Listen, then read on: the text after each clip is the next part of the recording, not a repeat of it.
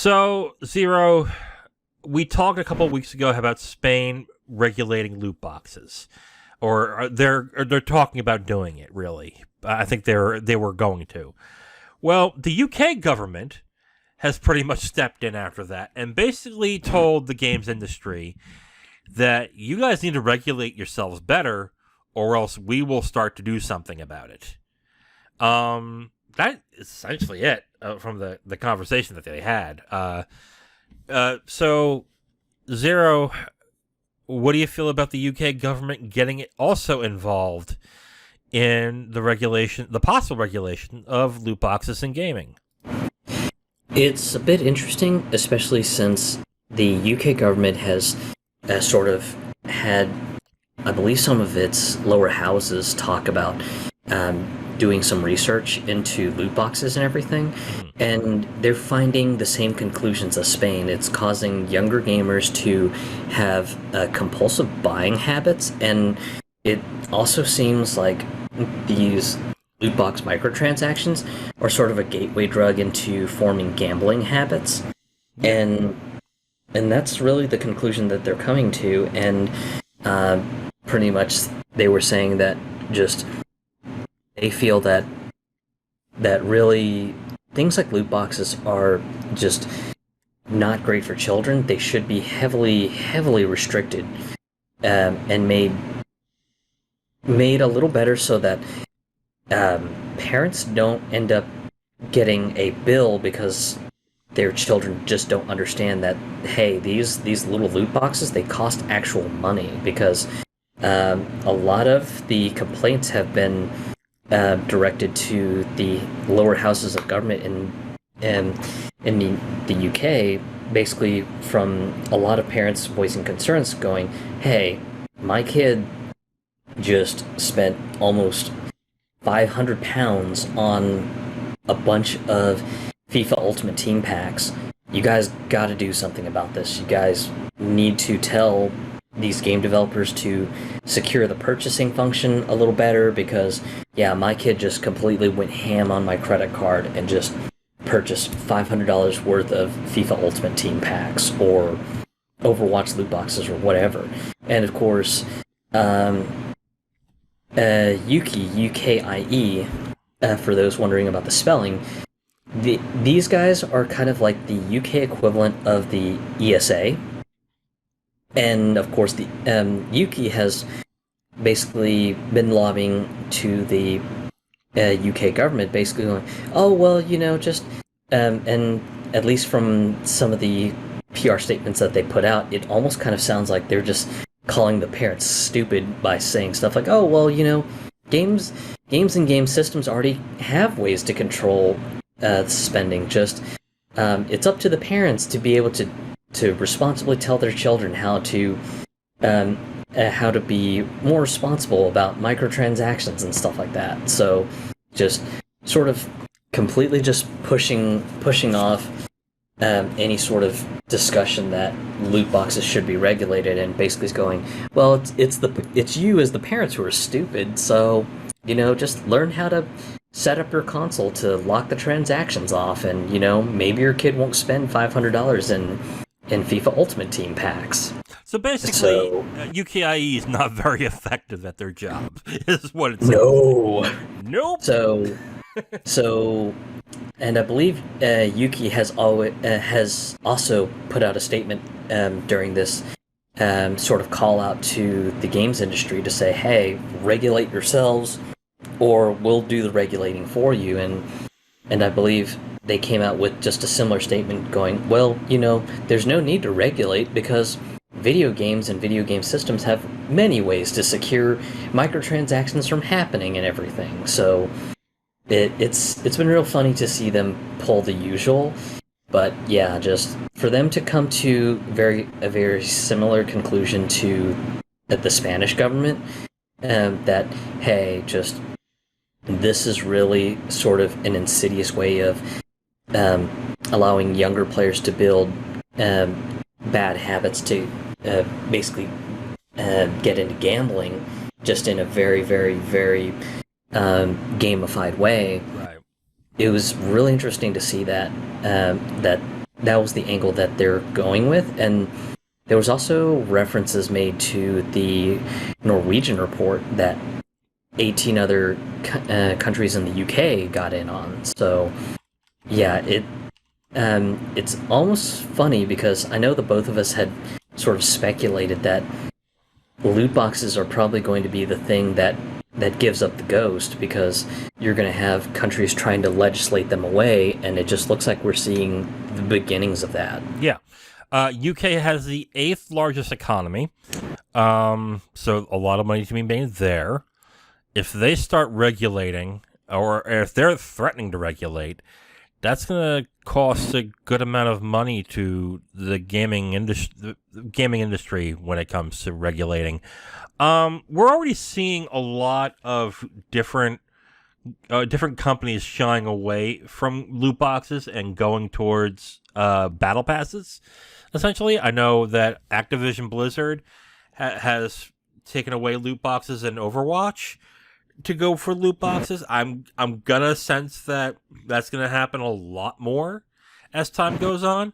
It's when the sports games start saying that they're gonna do that is when I would start to get really interested and say, oh, this is for real. Because if the sports games are doing it, because they have a built-in audience that clearly does not mind that they do this. At this point, they're getting threatened by the 8th largest economy to regulate yourselves or else. I still don't think it's enough for them to get scared to force them to do it. I think they'll start using slimy tactics like they did with Diablo Immortal in order to do that. Or let's say, I don't know, you can't purchase the packs. You can't purchase the packs directly with cash, and you can't do it with currency, but you have to do it through gameplay in a sort of way. But the only way to get good in the gameplay is by purchasing certain items in order to make your character run faster or shoot better or whatever. I foresee that being the tactic they use to say, oh, but you're not gambling in this because you're not paying for said item. You're earning those items. So it's technically not gambling. I could see some more scummy tactics happening before they really regulate this away. Yeah, and I think really the case study for that would be the most recent Diablo Immortals, where the legendary crest are technically not loot boxes, but tickets to the rifts, which are basically the casino, and of course Blizzard being able to kind of weasel their way out of it and go, well, yeah, we're not selling loot boxes, we're selling you tickets to play a rift, and the rift prizes get better as long as you're playing great, and if you're not, then, well, you get crappy prizes. So therefore, ergo, these legendary crests are technically not loot boxes. It's a skill game. So yep. Yeah, you can buzz off with trying to nail us to the wall with a gambling and loot box accusation. Right, because then you would have to then turn around and say, well, are you going to regulate crane games? Are you going to regulate the games that are on boardwalks and at what do you call it, at circuses that require skill? Are we going to do that now? Which regulators will turn around and be like, oh, we don't want to deal with that bullshit. So yeah, it really is going to turn into, let's see what scummy ways they can get away with this in the end. But it's good that governments are finally saying, okay, this needs to be regulated in some sort of way, but we're giving you your first shot first, game industry. Let's see what you do. And we'll see from there. I'll just be real curious if the Asian countries start to follow suit, especially since just the Asian side of the world has pretty much a sort of regulated things like loot boxes to basically be gambling, but they require that the developer make a set of odds to be visibly and openly findable. So if anyone wants to learn the odds of getting a certain character for like a mobile phone game. So something like, say, Fate Grand Order.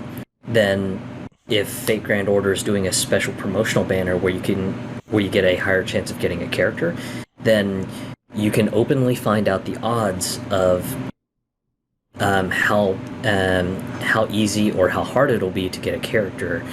But I know in the case of China, just Blizzard has been pretty creative with evading the requirement that you have to make a disclaimer on the odds for loot boxes, because previously Overwatch was bound to that requirement, where if you bought any of the Overwatch loot boxes in China, then you could still go within the Overwatch client and find out the exact odds that you would get a certain a costume skin or just a banner or whatever.